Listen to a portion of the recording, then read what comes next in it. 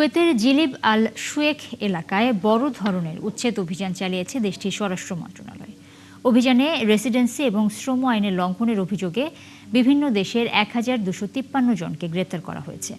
সরকারি একাধিক সংস্থার সহায়তায় পরিচালিত এই অভিযানে অবৈধ আবাসন উচ্ছেদ করা হয় এবং ১,২০০টি অবৈধ আবাসন ইউনিটের বিদ্যুৎ সংযোগ বিচ্ছিন্ন করা হয়। এতে ফারওয়ানিয়া এলাকায় প্রায় ৬০% বিদ্যুতের চাপ কমেছে বলে জানিয়েছে কর্তৃপক্ষ। এছাড়া ১,৪৩২টি ঝুঁকিপূর্ণ ভবন শনাক্ত করা হয়েছে।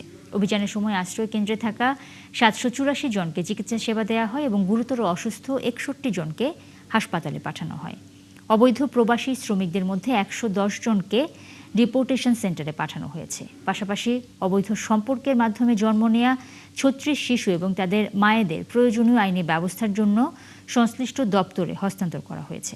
কুয়েতের স্বরাষ্ট্র মন্ত্রণালয় জানায়, জিলিব আল শুয়েখের পাশাপাশি অন্যান্য অনিয়মপ্রবণ এলাকাতেও এ ধরনের অভিযান অব্যাহত থাকবে।